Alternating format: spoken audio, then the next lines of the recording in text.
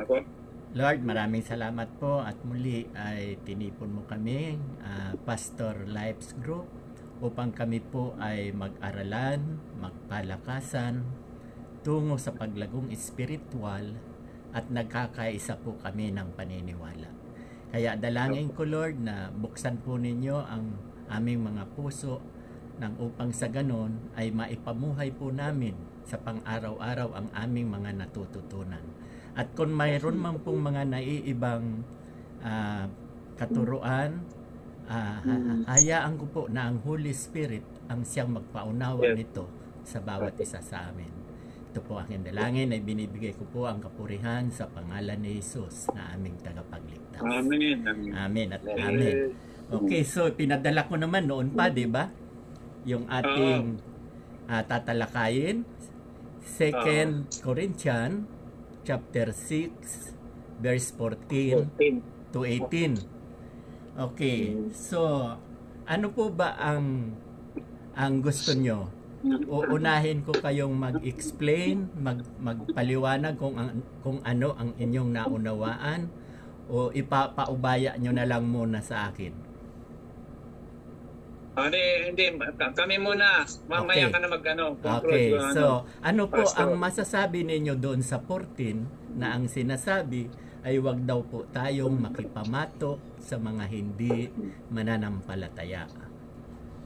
Unahin ko si Pastor Ruel. Nasaan na si Pastor Ruel?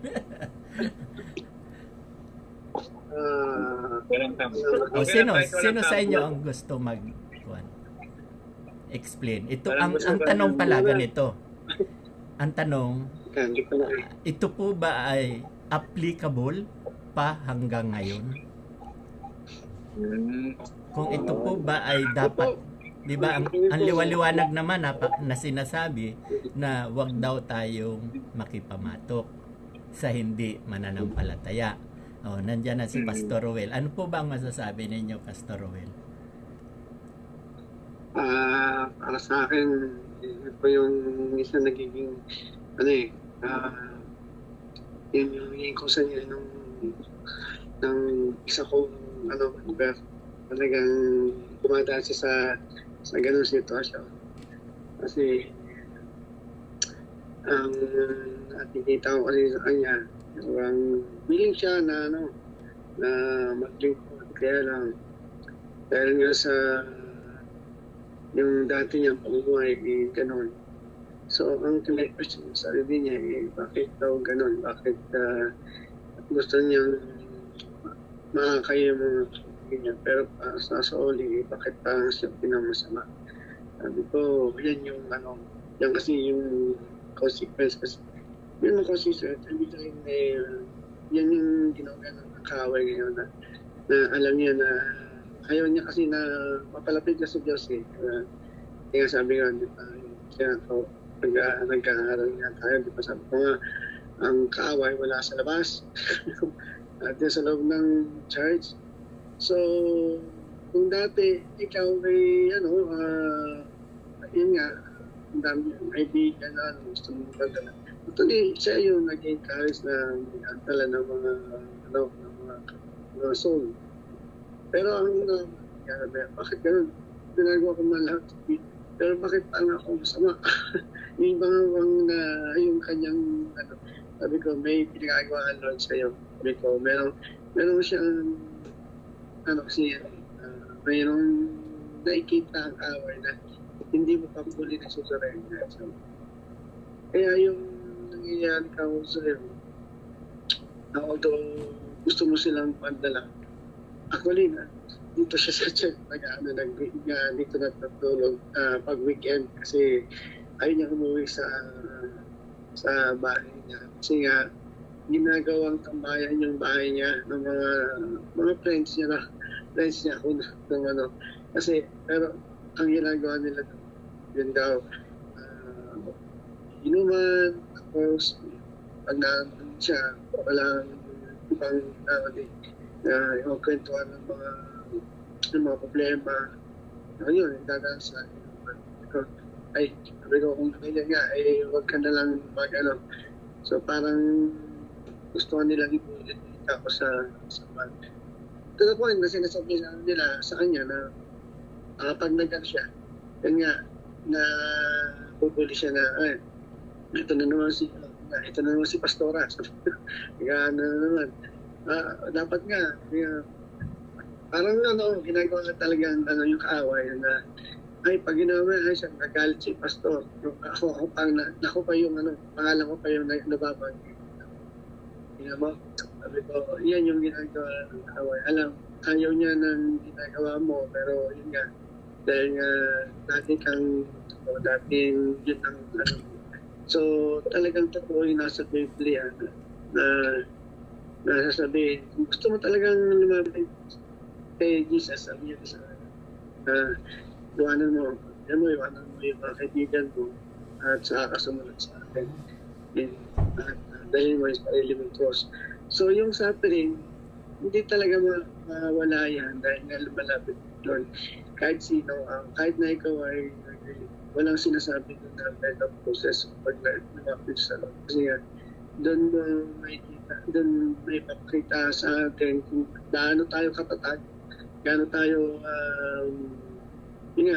gaano kapatapang na sumuong sa isang labanan na daladala mo lamang is yung salita ng Lord. Yun ang kulang sa iyo. Walang foundation, walang fondasyon yung pagiging mo. Kalgahan mo ako yung mga salita mo. Sabi mo, nagtatay ka, sabi niya, oo nga, bakit ako nagpipray naman, pero bakit ganun, pinatutog ako ng mga sabi ko, ano bang prayer mo? Ano pang pengin na, gano'n. Kasi nga, pagawin mo yung prayer mo, lagyan mo ng Word of God ka, Word of God, yung mga promises niya, para may paalala mo na ito yung pangako niya na gusto mong pinapaalala mo. Kasi kako, ang prayer, kailangan kasi hindi lang basta prayer na galing sa kailangan talaga coming from your heart. At the same time, pinapaalala mo na yun yung promise niya. No? Kaya tuloy dahil walang bearing yung prayer mo kasi nga narinig pa yung kaway dahil natutuwa siya dahil wala namang karga. Walang karga. O may pal ka nga pero wala. Ang bala mo ay blanco. Sabi ko, blanco. Hindi yun talaga magiging effective. Yun po yung yan sabi ko. Kaya yung Word of God na sinasabi na huwag tayo mga pumatok sa mga alam mo na sila yung mga tao talagang ang sinasabi lang namin is harapin mo sila o mo silang iwasan. No? Kapag ikaw ay binubuli, harapin mo sila ng Word of God. Kung para matuto sila. Sabi ko, yung kwarto mo, punoy mo ng mga verse. Mag-print ka ng mga Bible verse, para nakikita mo. Hindi yung puro na lang nakikita na mo sa tenga mo. Para kasi para siyang, para siyang binubuli na kaway ka nasa bahay siya. Pagtahimik, parang daw siya, parang daw mga natin sa kanya. So, yun yung kanyang mga nakikita na ramdam niya na kapag may mga batang ating ibasahan niya. Sige, kaya mo, ikaw na dito sa pag-weekend, pag may nalilibang na siya pag nasa trabaho. Pero pag once na nasa sarili na siyang bahay, andun yung dumarating yung mga alalahanin. Ilang ko sa pamilya niya. Kasi sabi ko, kasama yan sa hindi ka talaga kailangan mag-overcome yan, magbasa ka ng Word of God. Sabi ko, kasi nga, para po sa kanya, hirap siya magbasa eh. Sabi ko, wag mo kanin ng kasi siya, maliit yung Bible na binigay ko sa kanya, hirap daw siya magbasa. may cellphone ka naman. Ako, may ano yan, phone, pwede mo laki yan. Huwag mong gawing dahilan na, na hirap ka magbasa. Pwede ka naman makinig sa audio. Ako, yan yung pinapamukha sa'yo ng kaaway. Ayaw niya na marinig mo yung word of God, ayaw niya na pinapaalala sa'yo yung ganitong mo. At the same time, isa pa yung nakita namin sa kanya is meron siyang mabigat yung dala-dala niya po kasi may yung tamang unforgiveness kaya hindi ka maka-over. Unforgiveness lang ako. Kasi yan yung mga balakid sa paglaro mo. Kaya kahit anong advice namin sa'yo, hanggat hindi mo fully sinusuko yung wala, mabigat pa rin sa mo. Isuko mo yan ka. Yan forgiveness ka ikaw sa yung father niya na namatay noon. So, mo yan, di-back mo yan. Pati sa asawa niya. Sabi ko yan nagpapahirap sa'yo. Kaya ikaw yung feeling mo nagsasuffer. Ikaw yung mga anak niya, yung siya. To the point na masasakit na salita ba. Nasabi wala daw siyang kwenta pag hindi nakuha yung So yun, nagkakabla ko yung kanya isipan sa ito. Kaya sabi ko, mo yan, i-let go mo yung hatred sa puso mo. Kasi yan yung napapahirap ka ako sa'yo. Hindi ba po kasi kaya may mga kaibigan ka na wala sa'yo, inaalaw nila yun. Pero not to the point na iwasan mo sila. Harapin mo sila, ipamukha mo na ikaw ay binago. Not to the point na iwasan mo sila. Kahit kasabihin nila na umawad na baka lumampas ka sa langit kasi mga ganun ba, sila talagang ganun. Lalampas ka na sa langit kasi church ka ng church. So, yan po yung mga ng kanyang mga kaibigan na although andun yung heart niya na bakit sila ganun, sabi ko, kasama yan sa paglago. Pero wag mo rin silang iwasan. Pero bigyan mo sila ng word of God. Patuhin mo sila. Kung binato ka ng bato, patuhin mo sila ng word of God. Sabi ko, ayun na lang, yun ang like ko sa kanyang sinasabi. So yun po yung ko, may share ko lang kasi sabi ko, totoo yan. We are living ka ako sa end times. Sabi ko, yung mga pinagdadaanan mo, normal yan sa isang tao nagbabalik sa loob sa Lord. Pero kailangan kang mayroong keep up. Yan lang yun. Okay, salamat, Pastor Roel. Si Pastor Bong naman. Ano po ba ang masasabi ninyo dyan? Sa akin, yung meaning nun is, una, pag titignan mo yung background, andun sila sa lugar na yung sinasabi doon sa 2 Corinthians 6:14-18 andun sila, kumbaga para sa atin, sa syudad talaga sila. Nasa syudad sila nung sinasabi yan. Yung letter na yun para sa Corinth, yung Corinth na yung lugar na pinagpaanoan nila is nasa syudad sila, wherein andun lahat ng iba-ibang klaseng religion.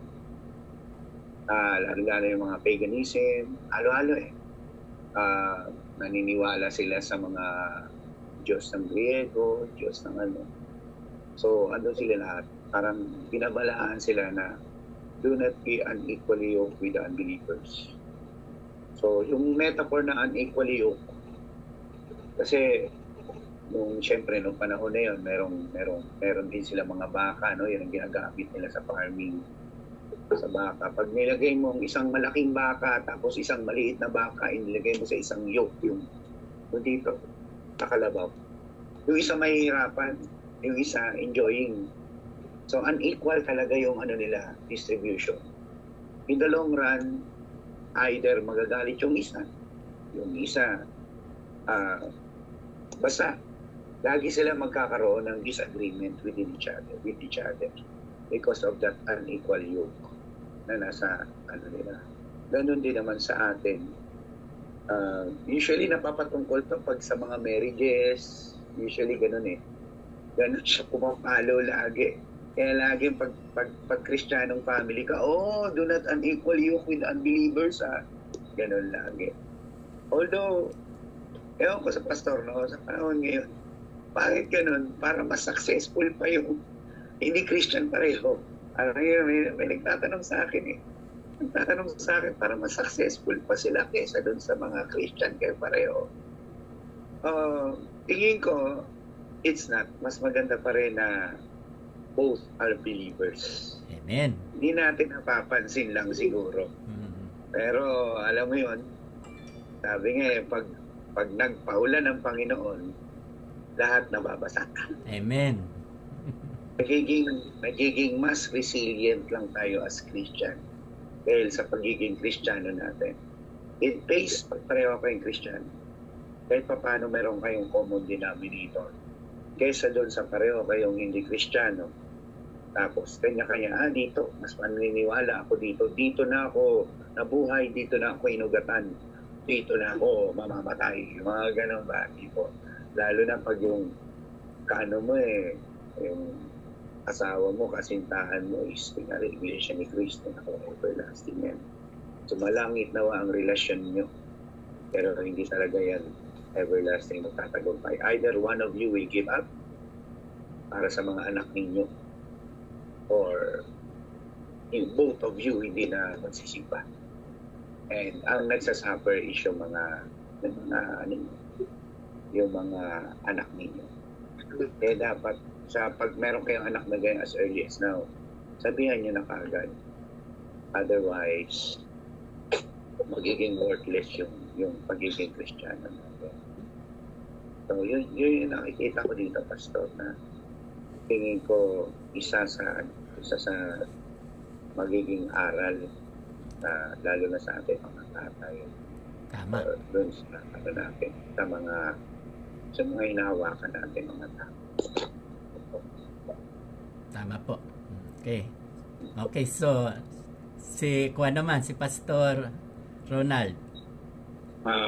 Maganda yung nabanggit nila, Pastor, Kasi tulad niyan, sabi ni Sir Bong, mayroon talagang pinapatungkulan si Apostol Pablo II sa panahon yun. Kasi sa panahon yun ay siguro marami silang kasi yung babasahin mo sa akin, sa translation dito ay huwag kayong makipag-isa sa hindi sumasampalataya.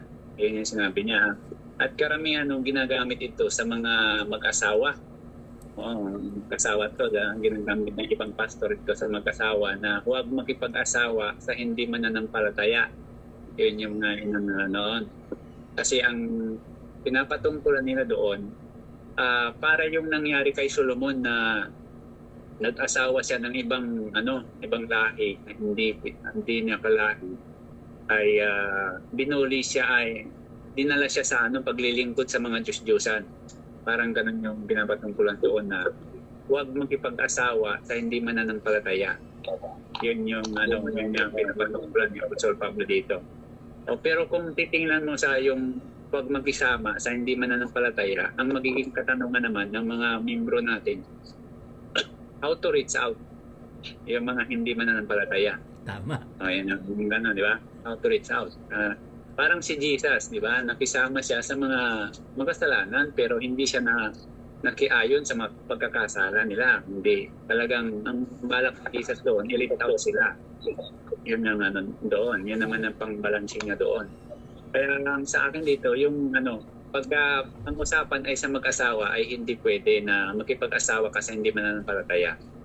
Kasi ibubulit ka. Siguro, depende siguro na kung kasi mayroon siyang binanggit, Pastor Edgar, doon sa 1 Corinthians 7 na pero ibang case naman siguro yun. Halimbawa, yung anak mo hindi sila mananampalataya. Opo. Tapos nag-asawa sila na parehas. Tapos dumating ang point na nanampalataya yung isa. Tapos yung isa naman ay hindi nanampalataya. Yun yung binabanggit niya sa 1 Corinthians 7 na baka wag mong iwalayan, sabi ni Apostol Pablo doon. Tama. Baka ikaw ang dahilan para manampalataya yung asawa mo. Yan sabi doon. Kaya yun, ang tinutukoy naman dito sa 2 Corinthians, yung mag-asawa pa lang, yung mag-aasawa pa lang, huwag ka na makipamatok sa hindi mananampalataya. Opo. Baka yun ay magbubulit sa iyo sa pagsasamba. Depende kasi yun. Kung kaya mo siyang dalhin sa pagka-born again, pwede siguro. Pero kung di mo kaya, ikaw ang dadalhin sa Katoliko. Parang ganon. Opo. Nangyari doon. Kaya, yun yung pinapaano ni Apostol Pablo yun, na siguro nakikita niya na yung mga mananampalataya sa panahon yun. Kaya sabi niya, wag na kayo makipamatok sa kanila. Kasi yun, in-explain niya maigi doon sa dulo na sinabi doon na huwag kayong magsama sa anumang karumihan at tatanggapin ko kayo, sabi ng Panginoon. Kayo'y magiging ama ninyo at kayo'y magiging mga anak ko, sabi ng Panginoon. Yun yung sa akin. Sa akin pag-unawa doon, balance lang naman ako doon. Pagkaunawa ko siya doon. Good. So, balanse. Okay. Maganda. Okay. So, ako naman, ang mag-i-explain, no? Pero hindi ko po kayo pipilitin paniwalaan yung mga sasabihin ko. Kaya 'di ba sabi ko, mayroon tayong kanya-kanyang wisdom ang mga pastor, no? Ngayon, pag nagustuhan natin, pagpasok sa kanang tainga, dali natin sa puso. Pag hindi natin nagustuhan, pasok sa kanan, labas sa kaliwa. 'Di ba? No. Saka 'di ba, sabi ko, ako hindi mahilig makipagtalo. Kasi ang pag-debate, pakikipagtalo, ayan ay bunga ng laman. Ibig sabihin, hindi ka pa Kristiyano. Saka, 'di ba, maraming nagtatalo-talo, nagpapagalingan lang naman yun. Parang gusto mo ipakita, mas magaling ako sa'yo. Di ba? Yung sino ba yung mahilig sa patay na? Sino ba yung patay na? Si Eli Soriano. Di ba? Mahilig makipagdebate yung talaga. Didebatihin niya iglesia. So, yun nga tayo naran niya. So, di ba sabi sa 1 Corinthians chapter 3, no? Hindi pa ito ang topic natin, chapter 3 verse 3 to 7, di ba nagtatalo-talo doon? Di ba ang sabi doon? Ang mga nagtatalo-talo nasa taga-sanlibutan pa yan. Yung mga nagtatalo-talo, mga taga-sanlibutan pa, hindi pa nakakaunawa. So, ang gusto ko lang liwanagin dito, kung mayroon kayong narinig sa akin na medyo may pagkakaiba, pero biblical. Biblical po. Hindi ako papayag, hindi ako nagtuturo ng hindi biblical. Tulad na lang halimbawa, ako po ay hindi mananampalataya hanggang 37 years old. Ang napangasawa ko po ay Kristiyana, babae, no? Since pamilya sila. So, yung asawa ko lumalabas na kipamatok. Nakuha niyo ba? Kasi Christian yung asawa ko. Ako hindi. Talaga lahat ng bisyo nasa akin. Lasinggero, babaero, butangero, lahat nasa akin yan. Kaya pala binormagin ka. So, kawawa ipinakita ko lang example na ngayon, mas mataas ako sa kanya. Member lang siya, ako pastor. So, parang tama yung sabi mo kanina, Pastor Thomas, na equal ka. Wala kang kikilingan. So, ako kasi, ang itinuturo ko nga biblical. Si Pablo, sa totoo lang, si Apostol Pablo, ang may turo nito huwag makipamatok, siya mismo siya mismo. Pero, di ba, tinawag siya ng Panginoon sa Damasco, no? At saan siya itinalaga? Para sa mga makasalanan. Di ba? Sa mga hintil. Mababasa po natin yan sa Roma chapter 11. Siya ay itinalaga ng Diyos para sa mga hintil. Kaya komplikado, di ba? Ang turo ni Pablo, huwag kang makipamatok. Siya mismo pumupunta. Pero tama yung sabi mo, Pastor Thomas, Ronald, na huwag tayong makisama. Tulad din ng turo ni Pastor Bong. Ibig sabihin, pwede dati nag-evangelize tayo. Paano natin may evangelize? Di ba? Kung hindi natin lalapitan, ipinag-pray-pray pa nga natin. no? So, ganon talaga lalapitan, no? Si Pablo rin mismo at maging si Jesus. 'Di ba si Jesus? Basahin po ninyo sa Mark chapter 2 verse 17. Napakaliwanag po. Sabi niya ang hospital ay hindi nangangailangan ng walang sakit. Kaya sabi ni Jesus, bumaba ako dito sa lupa para sa mga makasalanan. Diba? Hindi ako bumaba dito para sa mga banal. Kasi ang banal, save na. Wala nang problema. Sa langit na ang tungo niyan. Diba napakaliwanag? Bumaba si Kristo para sa mga makasalanan. Kaya tayo, nag-i-evangelize tayo. Hindi sa mga Kristiyano na.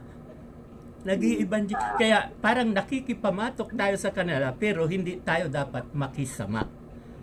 Ibig sabihin ng makisama, hindi natin sila gagayahin ng masama. Tayo ang maging leader para maakay natin sila. Tayo ang magsilbing ilaw, di ba? Tayo ay mumunting ilaw na nagliliwanag, no? So para maakay sila, 'yun ang ibig kong sabihin. At hindi lang 'yan, no? Babasahin ko po yung sinabi ni Pastor Tom Ronald sa chapter 7 po 'yun ng 1 Corinthians chapter 13 and 14. Ganito po ang pagkasabi. At ang babaeng may asawang hindi sumasampalataya at kalooban niyang makipamahay sa kanya, ay huwag niyang hiwalayan ang kanyang asawa. Basta ayaw daw, gusto niyang makisama sa atin. Sa 14 ang maganda po eh. Ang sabi sa 14, sapagkat ang lalaking hindi sumasampalataya ay nagiging banal sa pamamagitan ng kanyang asawa. Paano to natin? Basahin po ninyo. May cellphone naman kayo. Ang liwaliwanag. Sapagkat ang lalaking hindi sumasampalataya ay nagiging banal sa pamamagitan ng kanyang asawa. Halimbawa ako, ay si Mrs. Si Mrs. siya talaga ang dating banal dahil Kristiyano eh. No? Payag ba kayo na tayong mga Kristiyano ay banal? Yan pala nangyayari sa'yo, Pastor. Oh, di ba? Ganon. Di ba? Ganon ang nangyari. So nakipamatok yung asawa ko sa akin. Pero napaganda. Saka tayo misyonero tayo eh. May misyonin ba natin yung, di ba? Ang tinatawag yung proselyting. Tayo ba may misyonin natin yung nasa kabilang church, mga Kristiyano na. Di ba ang tawag doon? Proselyting. Ang mimisyonin talaga natin itong mga makasalanan. Tandaan natin, si Kristo namatay para sa mga Gentiles, para sa atin. Kasi itong, payag ba kayo na itong Israelita, saved na silang lahat? Payag ba kayo? Biblical din po yan. Romans chapter 11 verse 26. All Israelites are saved as it is written. Basahin nyo, nasa Bible, may mga cellphone kayo. Sapagkat nasusulat, lahat ng Israelita maliligtas at sila ang bayan ng Diyos at sila ang chosen, sila ang pinili. Pag pinili ba ikaw na maligtas, may impyerno ka pa ba? Hindi na, di ba? Pinili sila eh. Pinili sila, no? Bagamat totoong makasalanan ang mga Israelita. Galit na galit si Isaya. Israelita rin si propetang Isaya. Galit yan sa mga Israelita din. Sabi niya nga eh, kahit padumami kayo, kasi dami kayo ng bituin, kasi dami kayo ng buhangin, kaunti lang maliligtas. So, debatable po yan. Hindi po ako makikipagdebate dyan. Hindi, problema na ni Isaias yan. Ang sa akin kasi, basahin po ninyo ang the whole chapter 11. Napakaliwanag po na sila talaga ay pinili at ang kaligtasan nila, mababasa po sa Romans chapter 11 verse 29, ang kaligtasan nila ay irrevocable. Alam naman natin yung irrevocable, eh. Basahin po ninyo Romans chapter 11:29. Pag sinabing irrevocable, wala nang pagbabago. Sigurado po, no? Kaya ang para sa akin itong wag makipamatok, tama na nasusulat yan diyan sa si Pablo rin ang nagsulat sa Corinto chapter 2 Corinto chapter 6:14. Tama, si Juan ang magsulat niyan, si Pablo. Pero si Pablo rin, kasi, di ba, napakaliwanag po kasi ng Bible eh. Sa Bible po kasi, may sinasabi, kaya nga pinagdidibatihan din. Biblical sabi ni Armenius, no? Ang kaligtasan ay nawawala. Biblical po yan, totoo. Payag po ba kayo doon? Turo ni Armenius. Ang turo naman ni John Calvin, once saved, always saved. Sigurado. Save ka. So, parehong nasa Bible. So, pareho. So, which is which? Bahala tayo. Bahala tayo kung alin ang paniniwalaan natin. Pero para sa akin, sigurista ako eh. Ang pinili ko, yung salvation with assurance. Hindi once saved, always saved. Kasi iba ang pagtingin ng ibang Kristiyano diyan sa once saved, always saved. Dahil ang sabi nila, pwede na palang gumawa ng kasalanan, ganito, ganyan. Hindi. Ang sa akin, ang itinuturo ko, salvation with assurance. Sigurado. Sigurado. Yan po ang itinuturo ko. Hindi wala-wala. Kasi ang katwiran ko nga, kung tuturuan kita na nawawala ang salvation, ba't pa ako magpapastor? Bali, wala lang naman pala. No? Kaya ang sa akin, sigurado po. So, ipinakikita ko lang na ang una, sabi ni Pablo, wag makipamatok, samantalang siya mismo ang pumupunta sa mga makasalanan. Si Jesus mismo, ganun din. So, ang babalikan ko yung pamilya-pamilya. Alam po ninyo, ang salvation, si Pablo po kasi, ang tiningnan niya, simula kay Abraham. Kaya, malakas ang loob niya na hindi ko nga tinapos kanina. Tatapusin ko muna yung 7:14, 1 Corinthians. Ang sabi doon, ang asawa mo ay magiging banal dahil sa iyo. Dahil pag hindi ko binanal ang asawa mo, pati ang anak nyo marumi. Kaya ginawang banal ang asawa mo para ang anak ninyo ay banal na rin. So, pamilya. Tandaan po natin, from Adam to Abraham, 20 generation, no? 3 lamang po ang naging righteous. Alam natin lahat yan. Si Abel, si Enoch, si Noah. Pagdating kay Abraham, 2 siya rin righteous, no? Pero itong naunang 3, walang pangako. Walang promise. Si Abraham may promise. Ang asawa niya, ligtas. Ang anak niya, hanggang kaapu-apuhan. Diba? Matthew chapter 1 verse 1, makikita natin doon, napakaliwanag, the genealogy of Jesus, the Messiah. Ang lahi ni Jesus ay nagmula kay Abraham. Lahi. So, si Abraham, si Isaac, si Jacob, si Judah, si Perez, lahat po yun, kasama si King David sa 14th generation. Maging si King Saul, King Solomon, na anak ni David, no? Ligtas po lahat yun. Bagamat si Solomon, sumambayan sa Diyos-Diyosan. Kaya nga, pinarusahan din siya. Pero, pag si Solomon kasi na impyerno, at saka si Judas na impyerno, Israelita po rin si Judas, lahi siya ni Benjamin, magiging sinungaling ang Diyos. Dahil doon sa pangako niya na all Israelite are saved. Dahil doon, kaya masisira. Kaya di ba, the genealogy, Matthew chapter 1 verse 1 to 17, bakit nilagay sa pinakaunang book ng New Testament? Napakahalaga. Dahil makikita natin doon lahat ng lahi ni Abraham hanggang kay Jesus, 42 generation si Jesus saved. Lahat yan saved.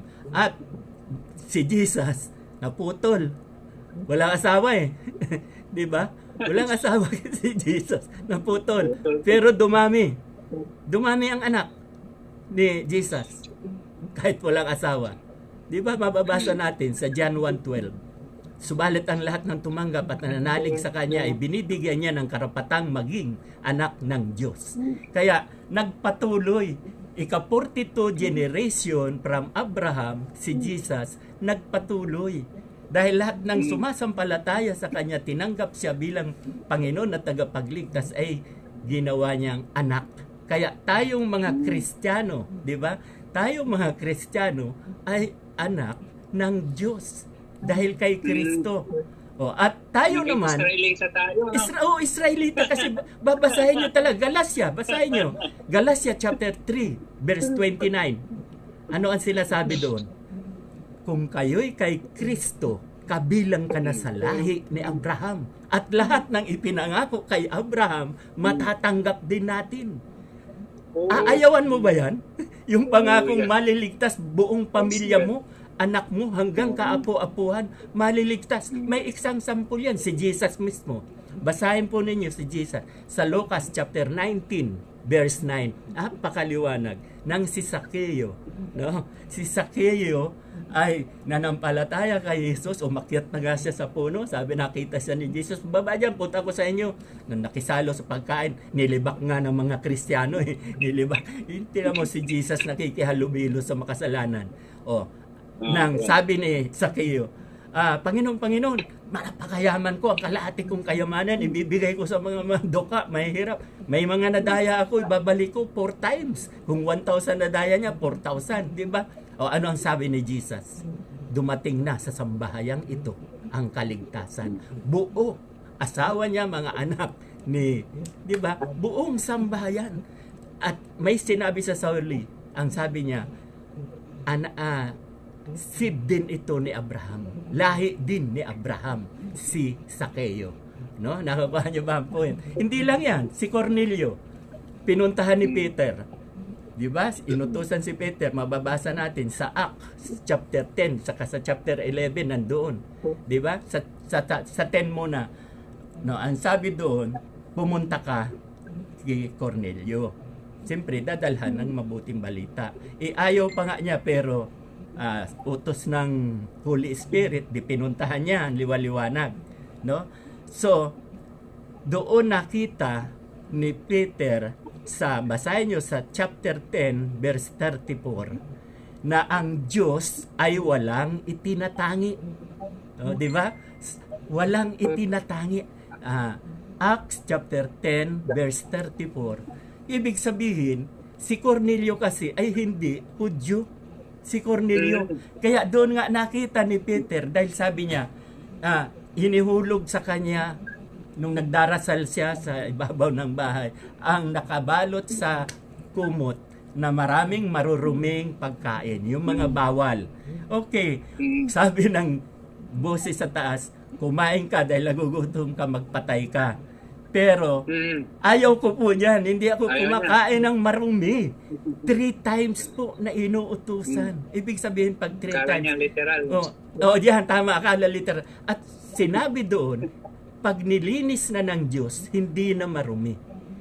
Pag nilinis. Kaya, itong sila Cornelio, nilinis na. Kaya, sabi ni Peter, ngayong kulubusan na pagtanto, na pag nilinis na ng Diyos, hindi na marumi. Kaya, sinabi rin, buong sambahayan ni Cornelio naligtas. Diba? Buong sambayan, si Cornelio na nagsabi. Nasama pa nga yung grupo, yung mga kapitbahay niya, mga kaibigan niya. Nandun dumating si Peter. Ito pa, pangatlo. Basahin din po natin sa Acts chapter 16, verse 30, 31. Yung jail guard. Yung jail guard, magpapakamatay na sana. Diba? Dahil akala niya nakatakas na yung 2 apostoles. Si Pablo, Silas yata yon.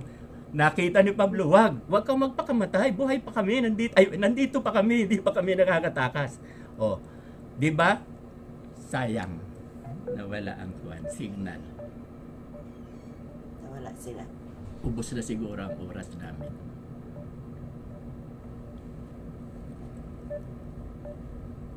Hindi pa, 8:30 pa.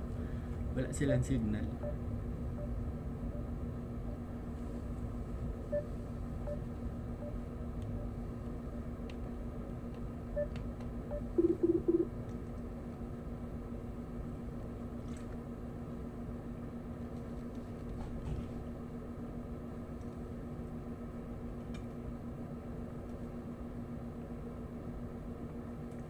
Mahina internet nila.